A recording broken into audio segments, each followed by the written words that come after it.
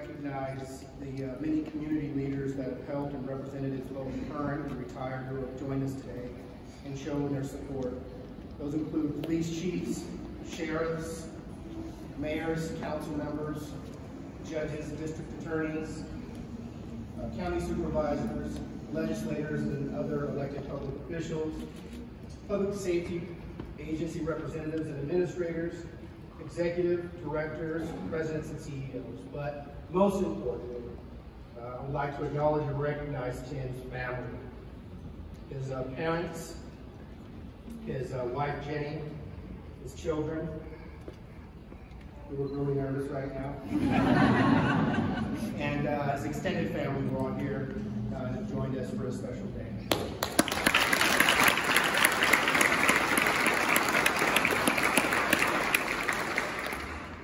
We are in the Sacramento Library. I'd like to acknowledge and thank George Sacramento for hosting and helping with this event. We will start now the posting of the colors by the Mutual Honor Guard, which is comprised of members of local law enforcement and public safety agencies. Please stand for posting the colors.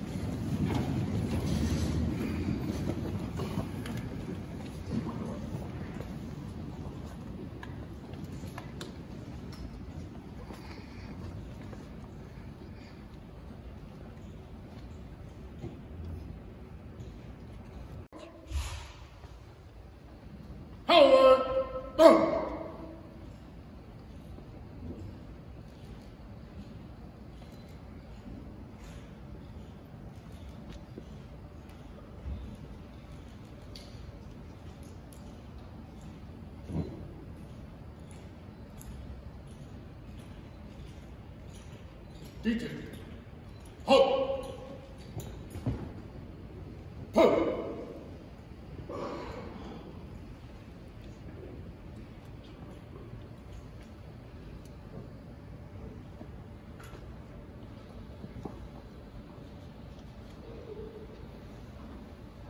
Ho! Ho!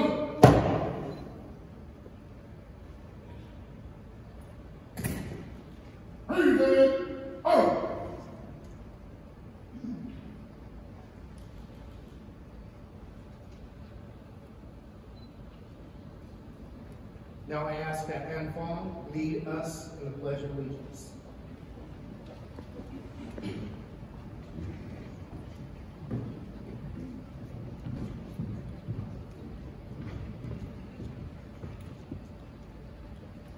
I pledge allegiance to the flag of the United States of America and to the republic for which it stands, one nation, under God, indivisible, with liberty and justice for all.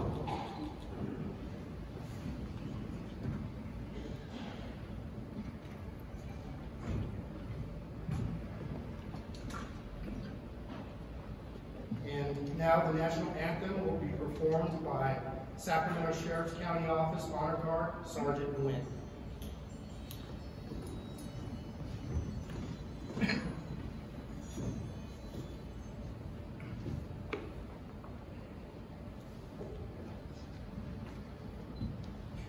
Oh, say, can you see by the dawn's early light what so proudly we hailed at the twilight's last gleaming, whose broad stripes and bright stars through the perilous fight o'er the ramparts we watched were so gallantly streaming, and the rocket's red glare, the bombs bursting in air, gave proof through the night that our flag was still there. Oh, say does that star-spangled banner yet wave o'er the land of the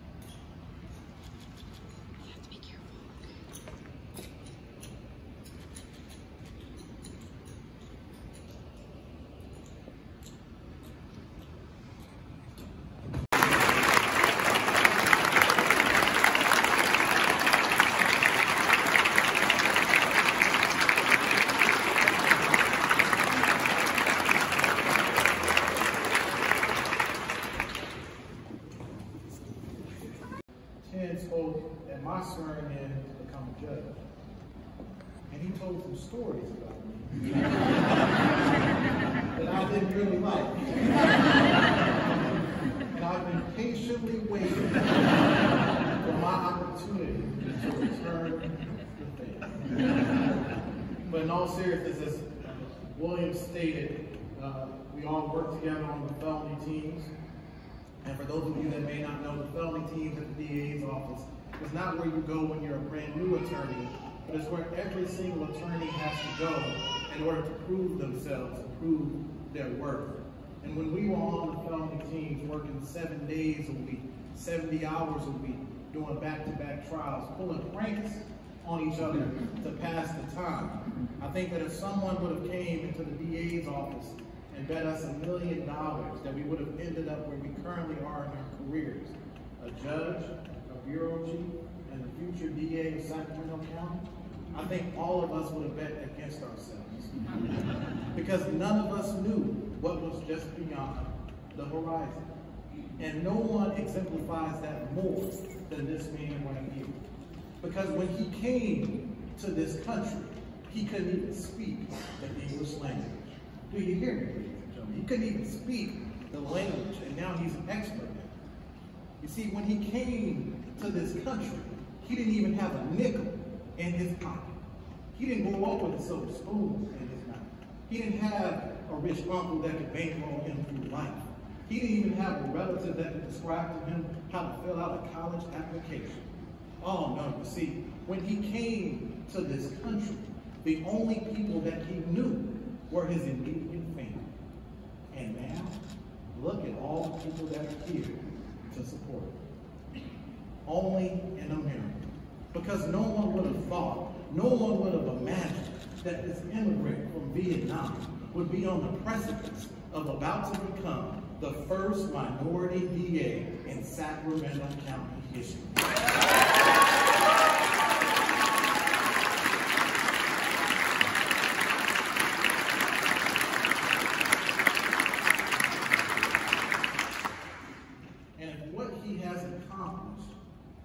Does not only deserve him a round of applause, but does not cause all of you to get up on your feet right now and show your appreciation for what he has done. I don't know what does. Because he has accomplished something that most people could not accomplish or fathom to accomplish based on where he started from. In the short time that I have with you, I'm not going to go over his origin story. I'm going to talk about his brief time at the DA's office. And like I stated, he and I were on the felony teams together. But for whatever reason, the powers that be had us spend the majority of our time in the same units. We were on the prelim unit together, the felony teams together, the SCR team together, the soccer unit together, the rape unit together, the game unit together, and we got our homicides around the exact same time. When you spend that much time with the same person, year in and year out, it didn't take long for Thiên and I to both realize that both of us are type A personality and we're pretty competitive people. So we started a friendly competition on who could get the most guilty verdicts in a year. The loser would have to take the winner out to the lunch of the winner's choosing. Sometimes I would win, sometimes he would win. But when we got sent to the soccer unit, he blew that competition that we had out the water. And for those of you that may not know, the soccer unit at the DA's office is the sexual abuse, child abuse unit.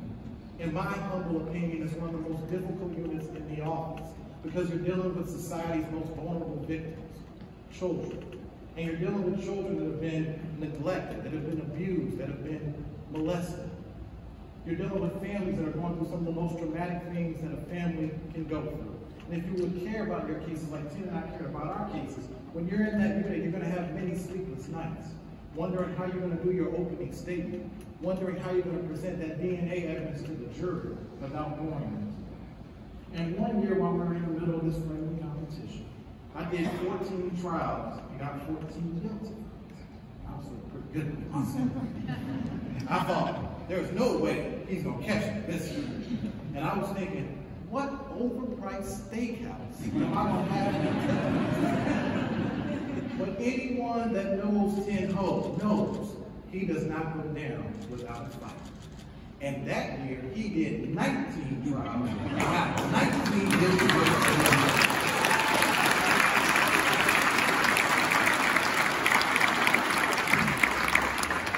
He did the most trials in soccer unit history that year. And that was the first time I started looking at him a little different. Because when I was a newer attorney, I would always go watch more senior attorneys in trial. And any of you newer attorneys here, I would advise you to do the same thing. Because any trial attorney will tell you that imitation is the greatest form of flattery. But I never went and saw people that were on my level, that were equal to me. Because I said, who am I going to learn from him? But when he did those 19 trials, I said, let me go check him out.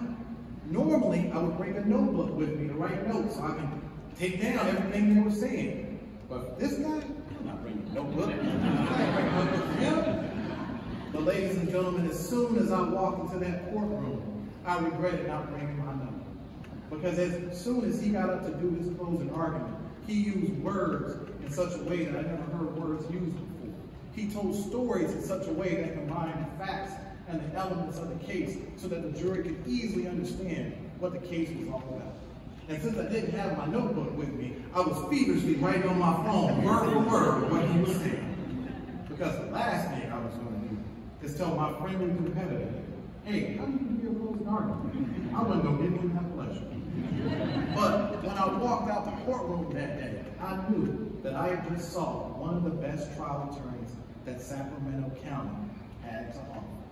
I soon left to try to become a judge, but I was not alone in my sentiments. Because he won every award in the office that a person could win. He became a supervisor. He became a bureau chief. And then he got the Golden State Killer case. But what some of you may not know is that they didn't just give him the case. He went to Anne Marie and her lieutenants and advocated for that case. He told them that he can deal with the stress and anxiety that comes along with having not only the biggest case in Sacramento County history, but California history.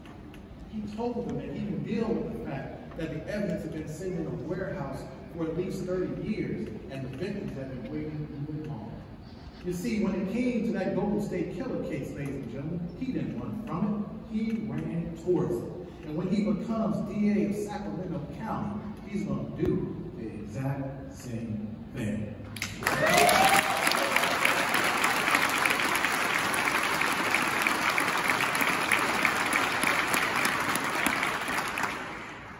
I'm from Sacramento like Billy's from Sacramento. If you know Sacramento like I know Sacramento, then you know it's a melting pot of different cultures, of different beliefs, of different political affiliations, of different races. Anyone from Sacramento County knows that. If you're DA of this beautiful, diverse county, then you know that everybody has to have a seat at a table. You have to be transparent. But most importantly, you have to be willing to adapt. Because while you should take great pride in receiving guilty verdicts, you should take just as much pride in dismissing the case if the evidence does not support a conviction. In our new roles that we have now, Thiên and I probably will frequently disagree. And that's how it should be. But I fully expect that when he's making filing decisions, he won't make filing decisions based on the zip code someone lives in, or the color of their skin, or their last name. But he'll make filing decisions based on that common thread that we all share in this room today. And that is that we're human beings. And that is why I am proud to be the judge that is swearing in my former colleague, my friendly competitor, and my friend, Thiên.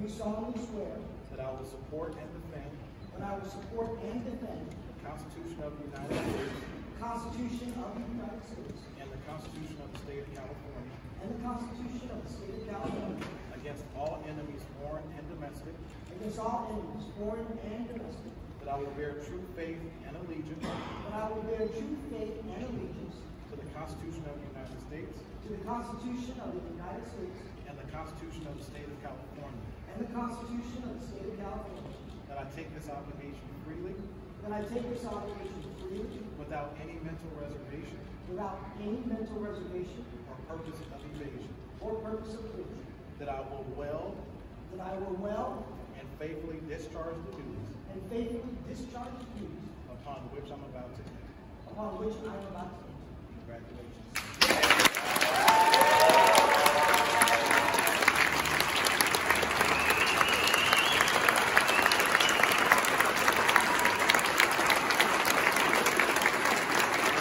Ladies and gentlemen, everything this week will be able to take your heart.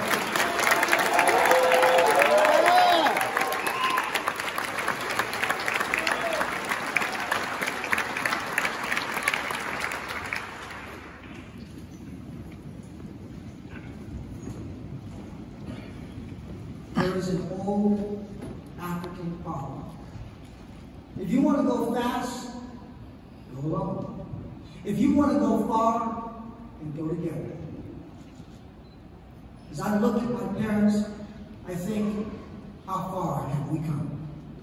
My father was born into a small village in Vietnam, and my mom was raised on a farm in the countryside. When the communists took over, my parents, my little brother and I escaped on a fishing boat to cross the South China Sea. After being rescued, we spent months in a refugee camp in Malaysia.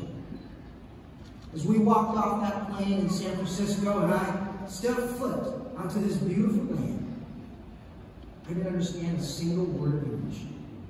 I learned how to speak English from watching Bugs Bunny cartoons. 22 years later, I graduated from the George School of Law. How far have we come?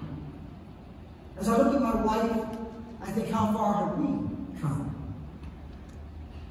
First time I ever saw her, I literally stopped in my tracks. My kids are looking, saying ick right now. But I remember the first time I saw her, I stopped in my tracks. And the most important decision that you'll ever make in life is who you marry.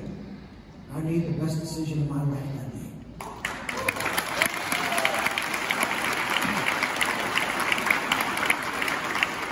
And now that we have 3 beautiful children sitting here, how far have we come? In 2004, I started as a prosecutor here in Sacramento County, and eventually I was put on the preliminary hearing team where I first met William, or Billy Satchel as I know him. Now, Billy and I are 2 very different people. In high school, he played football, and I played tennis. He lifted weights, and I didn't lift any. He liked to drink beer, and I liked to drink wine. But we instantly became friends. It was because we had a shared work commitment and work ethic. And at times we felt like outsiders because we knew what having nothing felt like. Billy grew up in Rancho Cordova in a small apartment, and he worked at a grocery store to pay his way through community college, and then Sac State, and then law school, and now he's an assistant chief at the DA's office. How far have we come? Now I want to take a moment right now to talk about the profession of prosecution, and how far we have come and how far we have yet to go. It is a noble profession, one imbued with the solemn responsibility as the gatekeeper to our system of justice, a voice for the voiceless, the protector of the public, and the conscience of the community charged with the calling of justice. Who stands up for the child who was molested? A prosecutor. Who speaks on behalf of the undocumented mother who was beaten by a boyfriend? A prosecutor. Who will defend an elderly Asian man who was shoved down and beaten down? A prosecutor. And who will hold the hand of a grieving mother when her son was killed in a drive-by shooting and shepherded her through the valley of the shadow of death? A prosecutor. I remember the first time I met my good friend Nicole Cloud. Her eyes still welled up with tears and her hand trembling with heartache because her son JJ was killed in a drive-by shooting on his way to play football at Wayne High School. I was assigned to prosecute a 15-year-old defendant who was responsible for murdering JJ. In the years since then, Nicole has turned tragedy into triumph, pain into power in her role at the city of Sacramento to prevent youth violence. She's one of the strongest people I know. And I also remember the day I met Chris and Phyllis, two victims and survivors of the East Area Rapist and Golden State killing. When I was assigned that case and I came to court, I remember each and every time Chris and Phyllis would be right there in the front row staring down the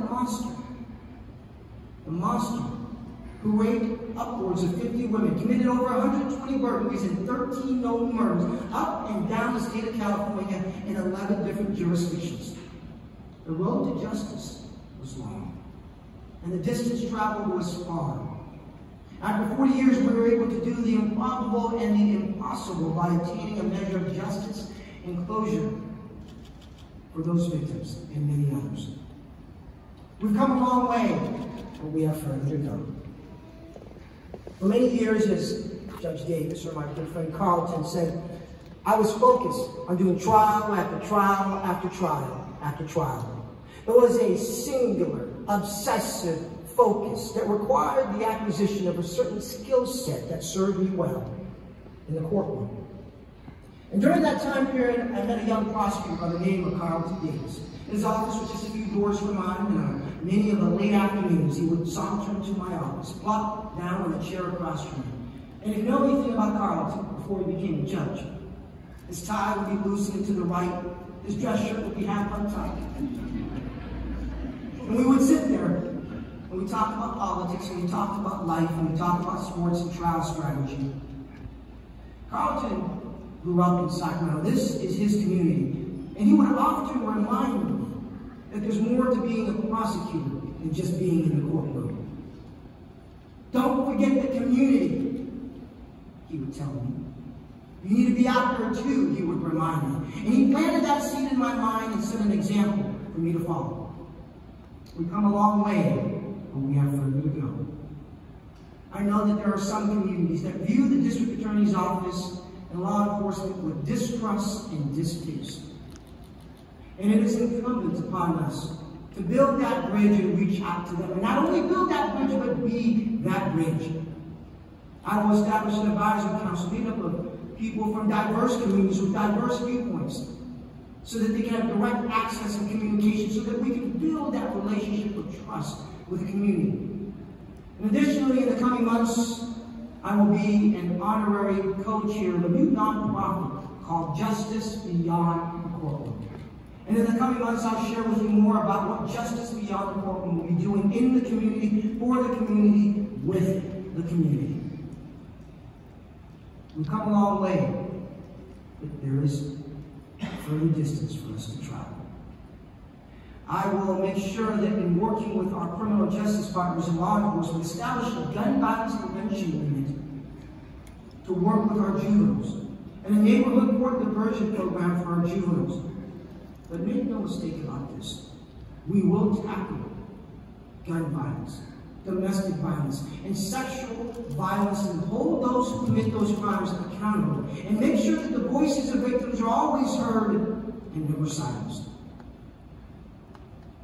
I will also make sure, and I've already reached out to some of our other elected officials, from our new Sheriff Jim Cooper to Chief Lester from the city of Sacramento, our other regional chiefs, and our local law enforcement, so that we can gather together and find a new path forward to tackle the homeless crisis.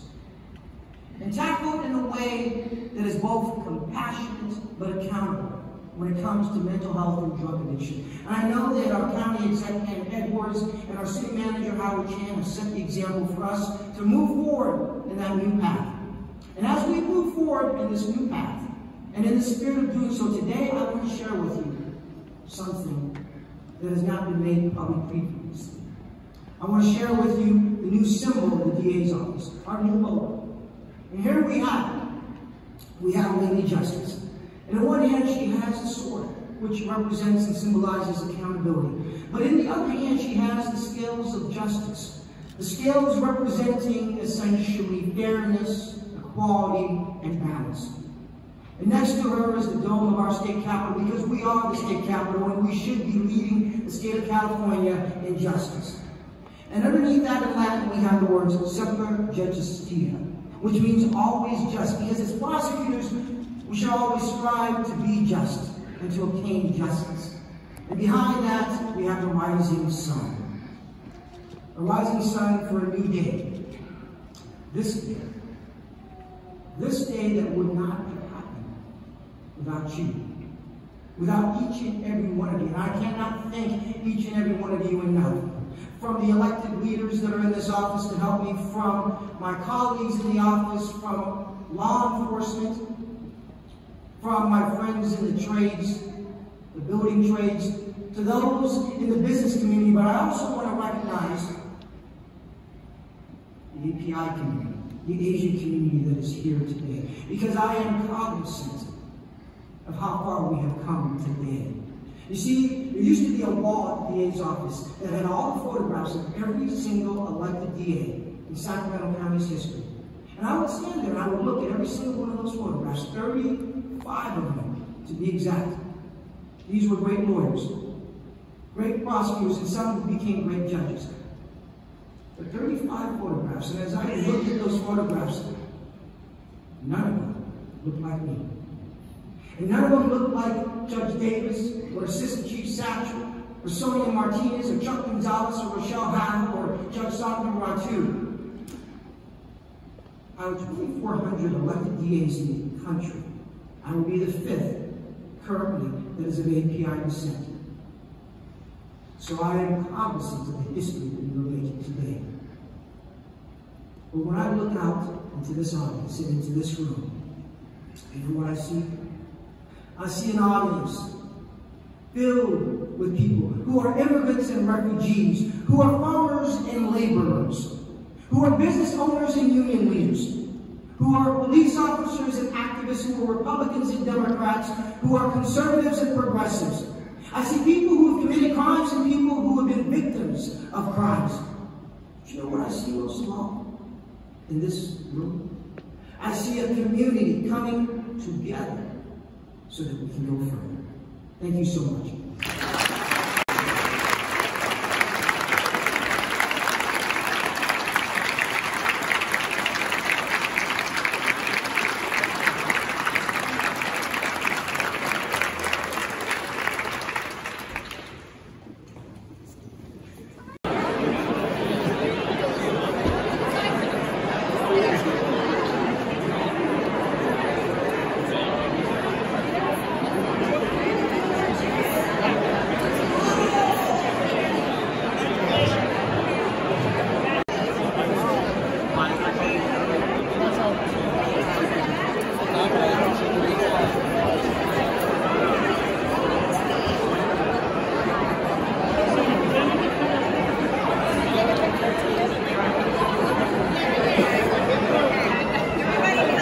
Làm lễ xong rồi á, người ta ở lại, người ta lên để chụp hình.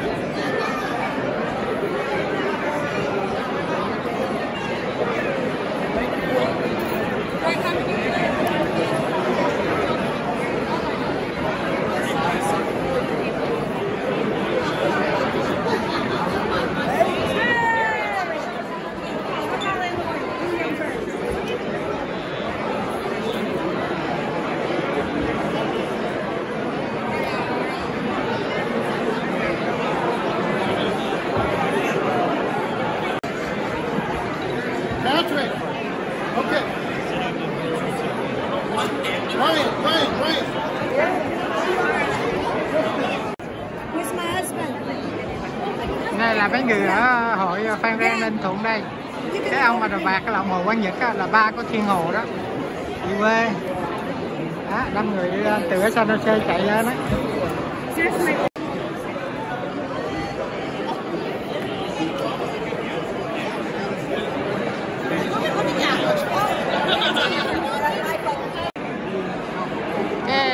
Cheese.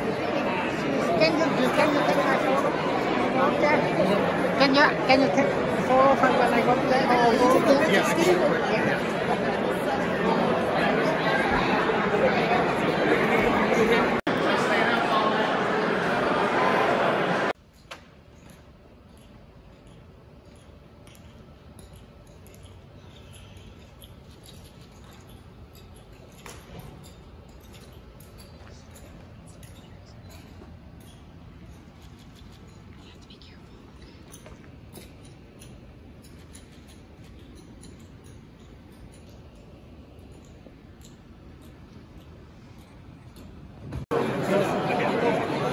Hôm nay là ngày thiên thệ của Thiên Hồ, con của ông Hồ Quang Nhật á, làm DA ở Sacramento.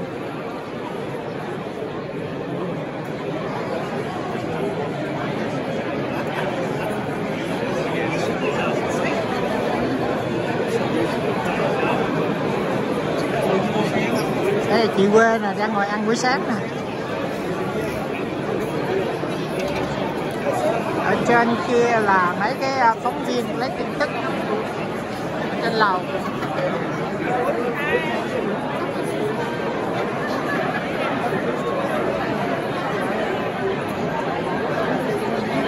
Đây là anh Hồng Viện Bảo tàng Việt Nam Cộng Hòa.